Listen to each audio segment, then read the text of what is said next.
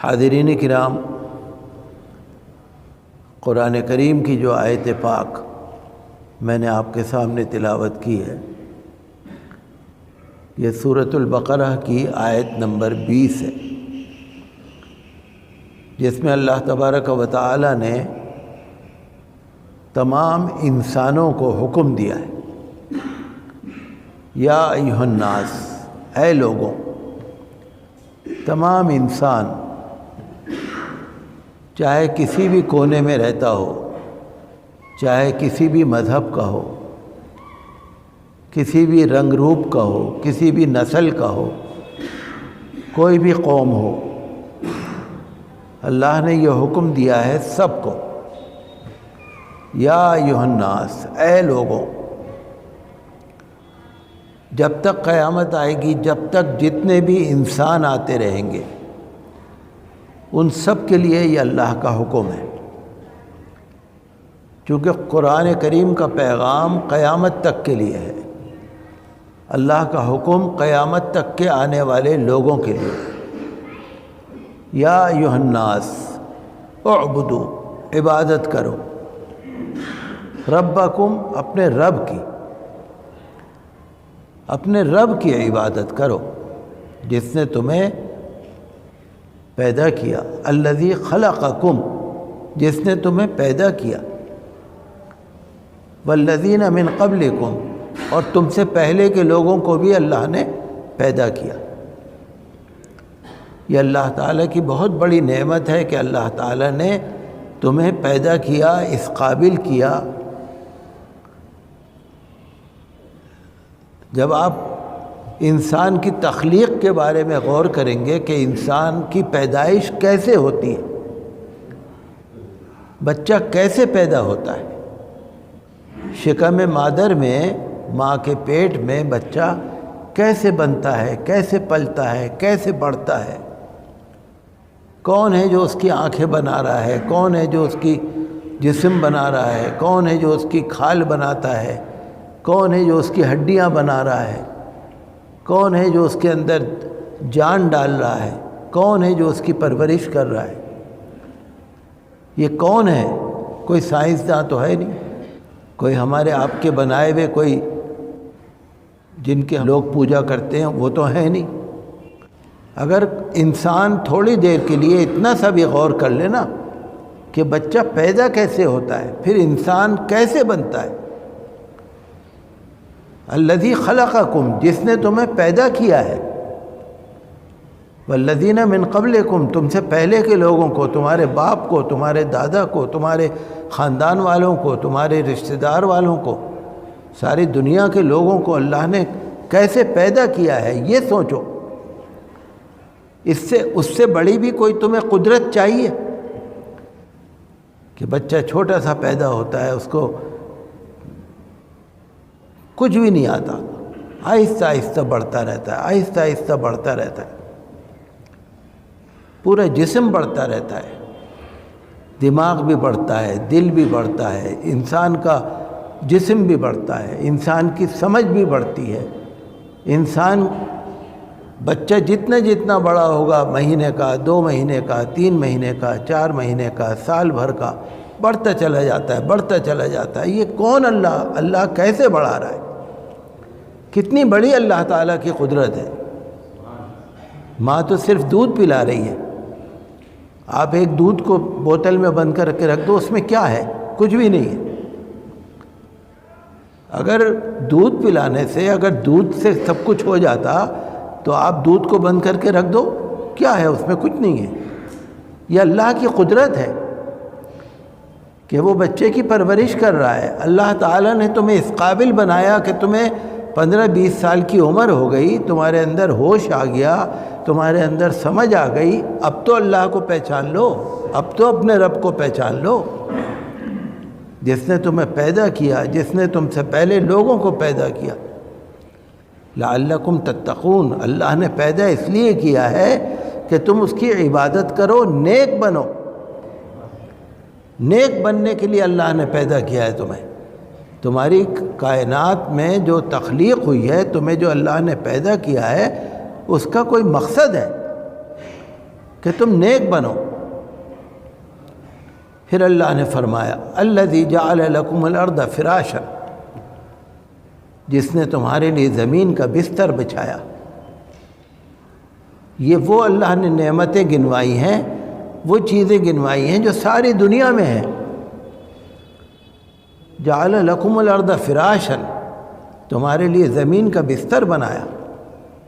اگر یہ زمین نہ ہوتی آپ کیا کرتے، کہاں رہتے؟ اگر یہ زمین نہ ہوتی تو نہ آپ کا گھر ہوتا، نہ دکان ہوتی، نہ کارخانہ ہوتا، نہ بلڈنگیں ہوتی، نہ رہائش ہوتی، کچھ بھی تو نہ ہوتا۔ یہ اللہ نے ساری کائنات میں جو زمین کا فرش بچھایا ہے، اور زمین بھی الگ الگ طرح کی، الگ الگ رنگ کی۔ والسماء بناء، اللہ نے تمہارے لیے آسمان بنایا، ایسی چھتری بنائی ہے جس میں کوئی سہارا نہیں ہے، کوئی پلر نہیں ہے، کوئی ستون نہیں ہے، کوئی اس کو کسی چیز پہ ٹھہرایا نہیں ہے۔ یہاں سے وہاں تک اللہ نے آسمان بنایا۔ دیکھنے والے دیکھ لو، کوئی چھوٹی چیز نہیں ہے، زمین کوئی چھوٹی چیز نہیں ہے، آسمان کوئی چھوٹی چیز نہیں ہے۔ جو دنیا کے کسی بھی کونے میں رہتا ہے دیکھ لے آسمان، دنیا کے کسی بھی کونے میں رہتا ہے دیکھ لے زمین۔ وَأَنزَلَ مِنَ السَّمَاءِ مَاءً، پھر اللہ تعالیٰ نے آسمان سے پانی اتارا۔ اگر پانی نہ ہو کچھ بھی نہ ہو، انسان بھی نہ زندہ رہے۔ اگر پانی نہ ہو انسان بھی زندہ نہ رہے، جانور بھی زندہ نہ رہے، کھیتی بھی نہ ہوگے، پھل بھی نہ ہوگے، سبزیاں بھی نہ ہوگے۔ اگر پانی نہ ہو کچھ بھی نہ ہو۔ اور کہاں سے اتارا؟ آسمان سے پانی اتارا۔ اور اللہ جو آسمان سے پانی اتارتا ہے، بارش ہوتی ہے، اس میں بے شمار نعمتیں ہیں۔ ایک تو بارش ہوتی ہے کھیت کے اندر جو آسمان سے بارش ہو رہی ہے، ایک یہ ہے کہ آپ ٹیوب ویل سے پانی دے دو۔ ٹیوب ویل سے جو پانی دیتے ہیں اس کا وہ فائدہ نہیں ہے جو آسمان کی بارش کا فائدہ ہے۔ انزل من السماء ماء، تمہارے لیے آسمان سے پانی اتارا۔ ساری دنیا کے لوگ جانتے ہیں کہ بارش کہاں سے ہوتی ہے، آسمان سے ہوتی ہے، سب جانتے ہیں۔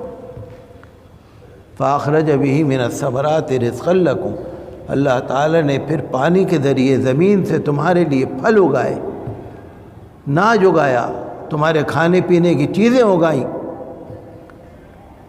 کیا اللہ کی قدرت کیا دیکھو گے تم، کیا دیکھنا چاہتے ہو؟ یہ پوشیدہ چیز نہیں ہے، ہر ایک آدمی دیکھ سکتا ہے۔ آسمان اوپر ہے، زمین نیچے ہے، پانی برس رہا ہے، پودے نکل رہے ہیں۔ ایک ایک پودے کو آپ دیکھیے، اس کے اندر بے شمار اللہ کی قدرت ہے۔ زمین میں سے بیج ڈالیے، پھل اگ رہے ہیں۔ کیا ہے مٹی میں، کیا رکھا ہے؟ مٹی میں کچھ نہیں ہے۔ مٹی تو اگر ہاتھ پہ آپ کے لگ جائے مٹی تو آپ تو یوں جھاڑ دیتے۔ مٹی میں کچھ نہیں ہے۔ اسی سے گلاب کا پودا نکلے گا، اسی سے چمیلی کا نکلے گا، اسی سے موگرے کا نکلے گا، اسی سے نیم کا پیڑ ہے جو کڑوا ہے، اسی سے میٹھے پھل والے پیڑ ہیں، وہی زمین ہے۔ تو اللہ تعالیٰ نے تمہارے کھانے پینے کا، اگر کھانے پینے کی چیزیں نہ ہوتی تو تم پیدا ہو کے مر چکتے کبھی کے۔ فَلَا تَجْعَلُوا لِلَّهِ أَنْدَادًا وَأَنْتُمْ تَعْلَمُونَ، تمہیں جانتے ہو، سب کچھ جانتے ہو، تم ناسمجھ نہیں ہو، بے شعور نہیں ہو، تمہیں سب پتہ ہے، بہت عقل مند ہو، بہت سمجھدار ہو، تمہیں ہر چیز کی پتہ ہے۔ اللہ کا شریک نہ بناؤ کسی کو، اکیلے اللہ کی عبادت کرو، اسی کے آگے سر جھکاؤ، اسی کی عبادت کرو، اسی کی پوجا کرو، اسی کو جیسے اللہ نے عبادت کرنے کا حکم دیا ہے، جیسے اللہ کے رسول صلی اللہ علیہ وسلم نے عبادت کرنے کا حکم دیا ہے، ویسے ہی اس کی عبادت کرو، اپنی مرضی سے نہ کرو۔ اللہ نے طریقہ بتا دیا، اللہ نے تمہیں بھی پیدا کیا، اللہ نے تمہیں قرآن بھی دے دیا، اللہ نے تمہیں رسول بھی دے دیے، اللہ تعالیٰ نے تمہیں سمجھ بھی دے دی، ہر نعمت تمہیں دے دی۔ اگر اللہ نہ دیتا تو کون ہے دینے والا؟ کوئی نہیں، اللہ ہی پیدا کرنے والا ہے۔ فَلَا تَجْعَلُوا لِلَّهِ أَنْدَادًا وَأَنْتُمْ تَعْلَمُونَ، اللہ کا شریک نہ بناؤ کسی کو۔ جب انسان چاہے کسی بھی مذہب کا ہو وہ تو یہی کہتا ہے رب جانے، یہ تو سب رب کے ہاتھ میں ہے، مالک کے ہاتھ میں ہے، یہی تو کہتے ہیں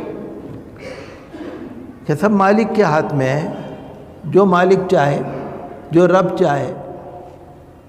انسان بے بس ہو جاتا ہے تو وہ اللہ کا اقرار کرتا ہی کرتا ہے، دعا کرتا ہی کرتا ہے۔